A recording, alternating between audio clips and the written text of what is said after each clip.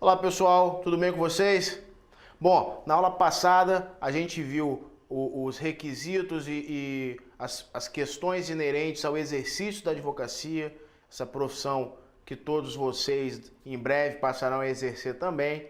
Nós vimos que a advocacia é uma questão, é um serviço social, mesmo numa relação privada, mesmo decorrente de uma relação privada, a advocacia, o advogado presta um serviço público, porque diz que a advocacia tem uma função social, ela exerce um munus público, que é a busca incessante pela justiça. Bom, vimos na aula passada então o que é a advocacia, quais são as características e a importância da advocacia. Hoje nós vamos ver que para o exercício da advocacia, tamanha é a importância dessa profissão, dessa condição, é necessário que sejam garantidos alguns direitos ao advogado. Por quê? Porque, por vezes, quando o advogado representa um direito de um terceiro, ele se coloca na frente de um direito ou de um entendimento controverso. Então, é preciso que o legislador garanta ao advogado meios legais para que ele tenha condição de exercer o seu munus público, que é a busca incessante pela justiça. Beleza? Apenas dando uma pincelada, a gente vai ver tudo isso daqui a pouquinho. Essa ideia, essa interpretação, ela é tão forte que o legislador estabeleceu que não existe hierarquia, por exemplo, entre advogado, entre Ministério Público e entre o juiz, entre a magistratura. Por quê? Porque eles exercem funções diferentes. É como se o magistrado representasse o Estado. O Ministério Público representa a lei e o advogado representa o povo. É o advogado que pega aquele anseio popular e traduz de modo a levá-lo até o conhecimento do juízo, que esse processo vai ser fiscalizado pelo Ministério Público. Então, são funções diferentes, entre as quais não existe hierarquia, tá certo? Vamos ver hoje os direitos dos advogados, as prerrogativas. Lembrando que isso é fundamental, prerrogativa, ela não é privilégio, tá certo? Prerrogativa, ela é a condição, é o meio de assegurar que o advogado pode exercer a sua função social. Além de toda essa importância de defesa das prerrogativas, essa matéria tem uma importância fundamental para a prova de vocês. Por quê? Nós estamos aqui no nosso projeto de gabaritar a ordem, beleza? Gabaritar as questões de ética. São 10 questões de ética e estatuto do AB. 20% dessas questões, elas são da aula de hoje. Direitos e prerrogativas dos advogados, o que está inserido lá no artigo 7º do Estatuto da Advocacia. Beleza? Essa é a importância da matéria. É uma aula, gente, vou adiantar para vocês, é uma aula um tanto quanto agarrada. Por quê? Porque a gente vai se apegar muito à leitura da legislação. Na aula de hoje e na aula que vem, em que a gente vai falar de penalidades, são aulas que a gente necessariamente vai ter que analisar artigo por artigo, inciso por inciso e fazendo comentários pontuais.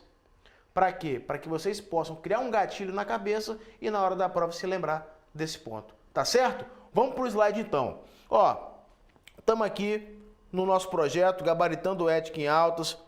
Segue a hashtag, tá, gente? Acompanhe nas redes sociais que a gente vai discutir e passar muita coisa legal para vocês, muitas dicas para a gente conseguir fechar essa prova de ética. Beleza? Vamos lá, passando para frente. Primeiro dispositivo que a gente vai estudar hoje é o artigo 6º do Estatuto da Advocacia. Ele é muito claro, olha só, não há hierarquia nem subordinação entre advogados, magistrados e membros do Ministério Público, devendo todos tratar-se com consideração e respeito recíprocos. Gente, essa aqui é aquela ideia que a gente tratou no começo. O advogado, o magistrado e o membro do Ministério Público, todos eles atuam em prol da justiça. A gente diz que o juiz, ele representa ali o Estado. A gente pode falar que o Ministério Público representa o fiscal da lei e o advogado, ele representa o povo, os anseios populares que precisam de uma resposta do judiciário. É o advogado que traduz essa ideia para que o poder público, para que o judiciário possa dar uma resposta à sociedade. Beleza? Além do tratamento respeitoso que deve ser dispensado pelo juiz, pelo promotor ao advogado, também é assegurado à nossa classe da advocacia um tratamento compatível com a dignidade da nossa profissão. E também, gente, condições adequadas para exercê-la. Por quê? Porque, novamente, a importância da advocacia é tão grande que o advogado não pode, no exercício da sua função, correr o risco de não poder exercê-la com plenitude por conta de uma violação às suas prerrogativas, tá certo? Nós, advogados, isso é muito importante. Nós temos, por exemplo, o direito à livre manifestação, tá? O que é isso? A livre manifestação, ela representa para o advogado o que a gente chama de imunidade profissional. Ou seja, no exercício da advocacia, o advogado pode apresentar os seus argumentos, apresentar os fatos que vão dar fundamento para o direito do seu cliente, sem que isso represente injúria ou difamação contra terceiro. Tá certo? É isso que eu chamo de imunidade profissional. Agora, essa imunidade profissional, ela não é absoluta. Se houver excesso do advogado no exercício dessa imunidade profissional, isso pode, deve e vai ser punido pelo OAB. A gente vai ver isso na aula que vem. Tá certo?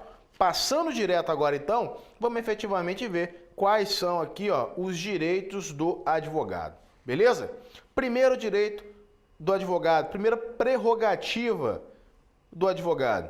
Inciso primeiro, é direito do advogado exercer com liberdade a profissão em todo o território nacional. Gente, a liberdade, ela é um fundamento da profissão, tá certo? A liberdade é fundamento da advocacia e, como tal, ela deve ser garantida, beleza? A liberdade profissional, ela busca o quê? Ela busca garantir que o advogado tenha plenitude no exercício da sua profissão, tá certo? Ela visa garantir que o advogado possa atuar em prol de outrem de maneira plena.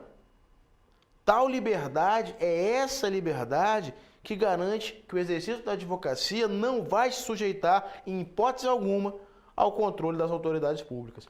Tá certo? O advogado luta pela liberdade com a liberdade que a lei lhe dá. O inciso segundo diz que também é direito do advogado a inviolabilidade do seu escritório ou local de trabalho, bem como de seus instrumentos de trabalho, de sua correspondência escrita, telefônica e telemática, desde que relativas ao exercício da advocacia.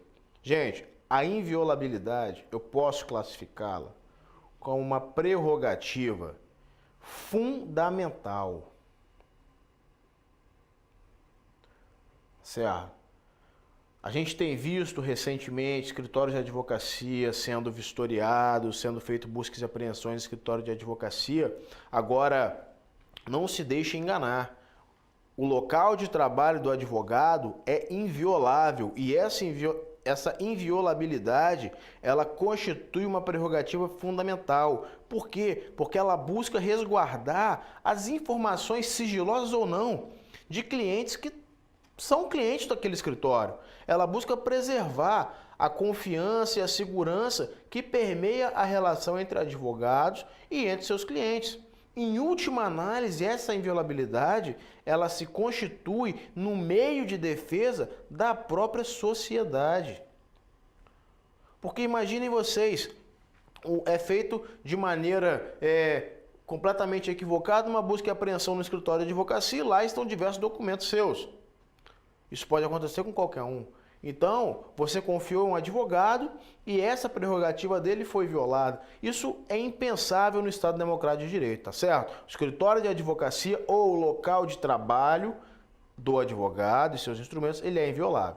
Local de trabalho não necessariamente é o escritório. Local de trabalho pode ser o escritório, pode ser o departamento jurídico de uma empresa, pode ser até um quarto de hotel, onde o advogado esteja ali exercendo a sua profissão, tá certo? Outro requisito e fundamento da inviolabilidade é o seguinte, Olha só, o advogado, enquanto profissional, ele tem um dever de sigilo das informações que seus clientes lhe passam. Seria controverso se a legislação estabelecesse o dever de sigilo para o advogado, mas deixasse o seu local de trabalho violável aos interesses de terceiros.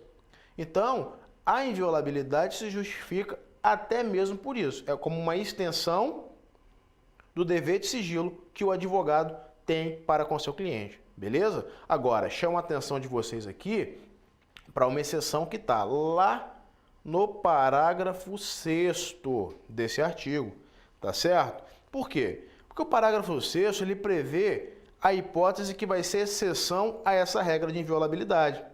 Diz lá que se estiverem presentes os indícios de autoria e materialidade da prática de crime por parte do advogado, a autoridade judiciária poderá decretar a quebra da inviolabilidade do seu local de trabalho. Agora, essa quebra da inviolabilidade, ela deve se dar em decisão motivada, tá certo? O mandado de busca e apreensão, ele deve ser um mandado específico, ou seja, havendo indício e prova de autoria e materialidade de crime por parte do advogado, para que pode ser quebrado a inviolabilidade do escritório? Pode. Mas essa inviolabilidade ela só pode ser quebrada por meio de uma decisão motivada em que devem restar devidamente especificados qual é o objeto da busca e apreensão, o que pode ser vistoriado, tá certo? Porque senão você não pode dar uma decisão desse tipo e deixar os clientes do escritório à mercê, tá certo? O que eu quero dizer com isso? O mandado que foi expedido, ele deve especificar exatamente qual que é o objeto da busca e apreensão, tá certo? Além de ser expedido por uma decisão motivada, além do mandado de busca e apreensão ter que ser específico e pormenorizado, é imperioso que nessa hipótese do parágrafo 6º, a busca e apreensão seja acompanhada por um representante da OAB. É esse representante da OAB que vai aferir, tá certo? Se essas prerrogativas foram de fato observadas, tá bom? Essa é um inciso, gente, muito importante. Inviolabilidade do escritório do local de trabalho do advogado. Beleza? Vamos para o inciso 3º, então. Também é direito do advogado comunicar-se com seus clientes de forma pessoal e reservada, mesmo sem procuração, quando esses se acharem presos, detidos ou recolhidos em estabelecimentos civis ou militares, ainda que eles sejam considerados incomunicáveis. Essa comunicação aqui, ó, ela não se restringe ao contato físico, tá certo? Tem que ser resguardado ao advogado também, nos entendimentos com o seu cliente, o sigilo de correspondências e também de telefonemas. Então, a comunicação, ela não é necessariamente física e presencial. Ela pode ser por meio de correspondência e por meio de telefonemas, e nessas hipóteses também deve ser garantido ao advogado o sigilo da conversa com o seu cliente, o direito de comunicação, tá certo? A comunicação do advogado com o cliente, ela é sempre pessoal, direta e sem nenhum tipo de controle prévio, tá bom? Inciso 4º. São direitos, são prerrogativas do advogado ter a presença de representante do OAB quando ele for preso em flagrante. Agora, quando ele for preso em flagrante, por motivo ligado ao exercício da advocacia, para a lavratura do auto respectivo, sob pena de nulidade. E, nos demais casos, a comunicação expressa a seccional da OAB. Aqui, a gente vai chamar a atenção, vai parar um pouquinho para falar de alguns pontos. Olha só. A lavratura do auto de prisão do advogado que for preso em flagrante, ela exige 3 requisitos. A lavratura do auto de prisão em flagrante do advogado, por motivo ligado à advocacia, ele exige 3 requisitos. Primeiro, ele exige que o crime praticado seja inafiançável. Isso aqui é um cedilha, tá, gente? Inafiançável, tá? Ele exige que o delito praticado ele seja relacionado ao exercício da profissão, tá? E ele exige também, vou colocar aqui em cima, porque o meu quadro tá uma bagunça, ele exige também que ele seja lavrado na presença de um representante da OAB. Beleza? Então, quando o advogado for preso em flagrante, o auto que vai ser lavrado, ele pressupõe 3 requisitos: a prática de um crime inafiançável, que o delito seja relacionado ao exercício da profissão e também que esteja presente um representante da OAB, o qual irá verificar aí quais são, se foram realmente observados esses requisitos legais, tá certo? Vamos lá então, esse foi o inciso 4º, beleza? Vamos passando direto, inciso 5º. É prerrogativa do advogado não ser recolhido preso antes de sentença transitada em julgado, senão em sala de estado maior, com instalações e comodidades condignas, assim reconhecidas pela OAB ou na sua falta em prisão domiciliar. Gente, esse é o texto da lei e por força de ação direta de inconstitucionalidade, esse trecho aqui, ó, foi suprimido. Então, não é mais necessário que as comodidades condignas elas sejam reconhecidas pela OAB dessa forma, certo? O advogado só pode ser recolhido preso com sentença transitada em julgado, a não ser em sala de estado maior, com instalações de comodidades condignas e nas faltas dessas, a prisão domiciliar.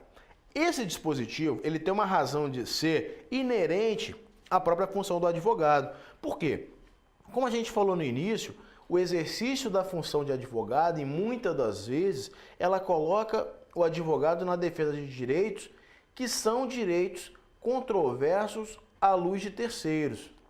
O que eu quero dizer com isso? Às vezes o advogado, na defesa do seu cliente, ele adentra no mérito jurídico de uma questão que o poder público, que a autoridade judicial pensa de modo diverso, até mesmo por questões escusas ao conhecimento. Nesse contexto, então, as prisões, os presídios comuns, eles não podem ser utilizados como um meio de coerção do advogado, como um meio de chantagem mesmo do advogado, para que ele não exerça, para que ele não defenda os interesses perante aquela jurisdição. Então, o dispositivo do inciso 5º, assim como todas as prerrogativas, ele não é um privilégio para o advogado. Ser recolhido apenas em sala de estado maior ou em prisão domiciliar, isso não é um privilégio do advogado. Isso é um meio de garantir que o advogado, no exercício de sua profissão, não sofra chantagens e não se sinta compelido, não se sinta retraído para representar e defender direitos por conta do temor de lhe ser decretada uma prisão. Perfeito? Chama a atenção, dito isso, chama a atenção para o seguinte: sala de estado maior não se confunde com cela, tá certo? Sala de estado maior pressupõe 3 coisas. 1, que o compartimento esteja em unidade militar. Minha letra hoje tá beleza. 2, essa sala, ela não pode ser uma cela, ou seja, é uma sala que eventualmente é utilizada para encarceramento. Ela não é cela, é sala, tá certo? E ela deve ser uma instalação que não tenha grades e que seja condigna, ou seja, que ela tenha comodidades condignas, até mesmo para que o advogado possa ali, recluso, exercer alguns atos da sua profissão, alguns atos de advocacia. Se o Estado não tiver condição de fornecer uma sala de estado maior com essas 3 características, deve ser decretada, deve ser determinada a prisão domiciliar. Beleza? Novamente, a garantia de que o advogado não vai ser preso numa prisão comum, numa masmorra, como infelizmente o sistema prisional brasileiro tem se demonstrado, não é um benefício desmedido para o advogado. É uma garantia de que ele vai poder exercer com total liberdade, sem a preocupação de sofrer algum tipo de chantagem desse tipo, no exercício e na defesa dos direitos de terceiros. Beleza? Inciso 5º é isso aí. O inciso 6º, todos os dispositivos dele, que vão até a letra D, eles partem da premissa básica, tá, gente? De que no exercício da sua atividade, no exercício da sua função social, no exercício do seu munus público, no exercício do seu serviço público, o advogado não pode ser impedido de ingressar nos locais em que ele deve atuar. Tá certo? A regra geral é: o advogado não pode ser impedido de adentrar naquele local que ele vai exercer a sua profissão. Então é direito do advogado ingressar livremente na sala de sessões dos tribunais, mesmo além dos cancelas, do espaço que separa a parte reservada aos magistrados. O advogado pode entrar livremente nas salas de dependência de audiências, secretarias, cartórios, ofícios de justiça, serviços notariais de registro e, no caso de delegacias e prisões, mesmo fora da hora de expediente, independente da presença dos seus titulares. O advogado pode ingressar livremente em qualquer edifício ou recinto em que funcione repartição judicial ou qualquer outro serviço público onde o advogado deva praticar ato ou colher prova ou informação útil ao exercício da atividade profissional, dentro do expediente ou fora dele, tá certo? E sempre será atendido, desde que se ache presente qualquer servidor ou empregado. Por fim, também é prerrogativa do advogado ingressar livremente em qualquer assembleia ou reunião de que participe ou possa participar o seu cliente ou perante a qual ele deva comparecer, desde que munido de poderes especiais de representação para esse ato, tá certo? Então, todos esses 4 dispositivos, eles partem de uma premissa básica, de que, no exercício de sua função, o advogado jamais poderá ser impedido de ingressar com liberdade nos locais em que ele deva atuar. Beleza? Vamos passando para o inciso 7º e 8º. O inciso 7º e o inciso 8º, gente, eles são um reforço daquela condição de igualdade. Lembra que a gente viu lá no inciso 6 que entre advogados, Ministério Público e magistrado não existe hierarquia? Pois é. O inciso 7º e o inciso 8º, eles demonstram exatamente isso. Por quê? Porque é prerrogativa do advogado permanecer sentado ou em pé e retirar-se de qualquer local que for indicado, que estiver indicado no inciso anterior, ou seja, todos aqueles locais do inciso 6º, independente de licença. O advogado não precisa pedir licença ao magistrado para sair dos locais previstos no inciso anterior. Tampouco do Ministério Público, de um representante do Ministério Público. Também é prerrogativa do advogado dirigir diretamente aos magistrados, tá certo? É o famoso despacho com o juiz. O advogado tem direito de se dirigir diretamente aos juízes, nas salas e gabinete de seu trabalho, independente de horário previamente marcado ou qualquer outra condição, observando-se aí, se houver mais de um advogado, a ordem de chegada daqueles. Beleza? Esses 2 incisos, eles demonstram claramente, eles são uma especificação daquela ausência de hierarquia que a gente viu no começo da aula, tá certo? Vamos agora, o inciso 9º foi revogado, tá? A gente está no 8º, o 9º foi revogado. Vamos para o 10º, o 11º e o 12º. Então, pessoal, olha só, os incisos 10º, 11º e 12º, eles versam sobre o direito fundamental do advogado. Eles versam sobre a principal arma que o advogado usa para combater as impropriedades e defender os direitos seus e de terceiros. Eles versam sobre o direito à palavra. É a palavra, seja ela escrita ou falada, ficou feia a palavra, mas é palavra, tá, gente? É a palavra, seja ela escrita ou falada, que é o meio pelo qual o advogado consegue expressar a sua resignação e defender os seus direitos e as suas prerrogativas. Beleza? Então, os três incisos, 10º, 11º e 12º, versam sobre o direito à palavra, tá bom? O advogado pode usar da palavra pela ordem em qualquer juízo ou tribunal, mediante intervenção sumária, para esclarecer equívoco ou dúvida surgida em relação a fatos, documentos ou afirmações que influam no julgamento, bem como para replicar a acusação ou censura que eventualmente lhes forem feitas. Esse aqui é muito comum após sustentações orais ou até mesmo após determinado momento da audiência, que o advogado precise fazer um esclarecimento de fato ou até mesmo fazer remissão a algum documento. Então ele, pela ordem, pede a palavra e faz essa colocação, esse esclarecimento fático, essa remissão a documento. Também é direito do advogado, de prerrogativa do exercício da sua profissão, reclamar verbalmente ou por escrito, perante qualquer juízo, tribunal ou autoridade, contra a inobservância de preceito de lei, regulamento ou regimento. Gente, é prerrogativa do advogado, guardem isso, é obrigação e prerrogativa do advogado ao mesmo tempo, pugnar pelo cumprimento da lei, tá certo? Por fim, também é prerrogativo do advogado o direito de falar, seja sentado ou em pé, em juízo, tribunal ou órgão de deliberação coletiva da administração pública ou do poder legislativo. Aqui, vou chamar a atenção de vocês o seguinte: esse órgão da administração pública ou do poder legislativo, ele não precisa ser um órgão de decisão, tá certo? Ele não precisa ser um órgão de julgamento. Basta que ele seja um órgão de deliberação. Perfeito?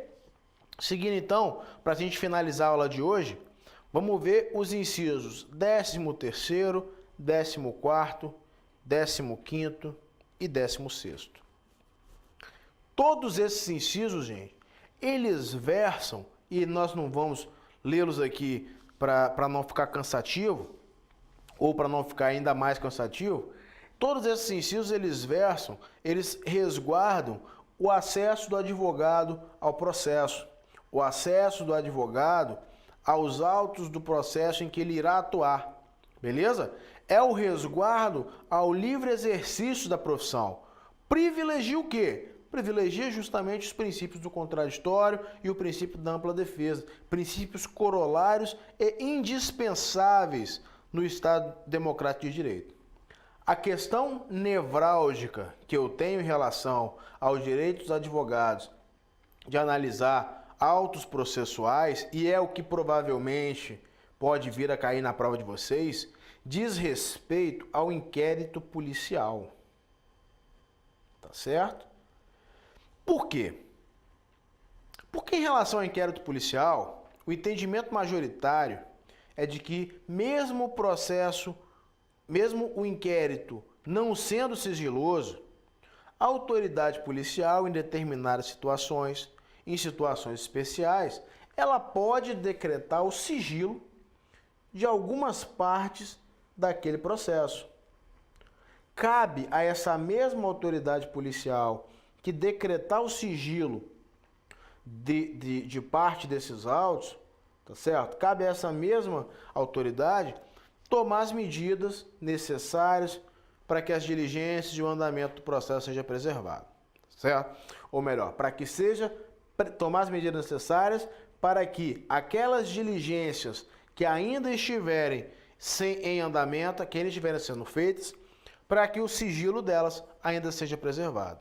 Agora, mesmo nesses autos, os documentos e as provas que já tiverem sido produzidos, eles devem obrigatoriamente ser franqueados aos advogados, tá certo? Então, o inquérito policial pode ser decretado sigiloso em hipóteses específicas, mas a autoridade policial que decretar esse sigilo só vai abranger aquelas provas e aquelas diligências que ainda estiverem sendo tomadas, que ainda estiverem sendo realizadas. Ou seja, aquelas provas e aqueles documentos que já estiverem prontos, a estes documentos prontos não pode ser negado acesso aos advogados.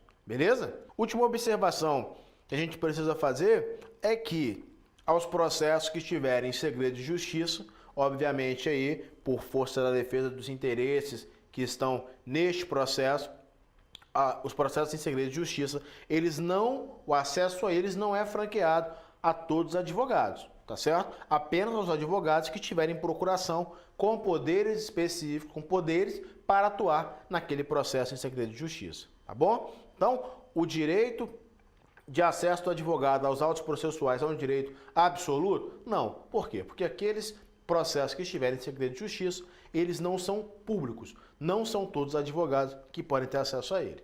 Beleza? Gente, ó, isso aqui é o que a gente tinha para ver hoje. Volta para mim do slide aqui. Seguinte, vimos hoje 16 incisos, 16 prerrogativas dos advogados, tá certo? Na aula que vem, a gente vai voltar vendo uma prerrogativa que é talvez a mais forte ou talvez a mais coercitiva, que é o direito do advogado ser desagravado em caso de violação à sua prerrogativa, em caso de violação ao seu direito. Então a gente volta na próxima aula falando especificamente do desagravo, beleza? Esse era o tema da aula de hoje. Continue estudando, faça um exercício, leia a legislação, que a gente vai gabaritar essa prova. Certo? Forte abraço, até a próxima.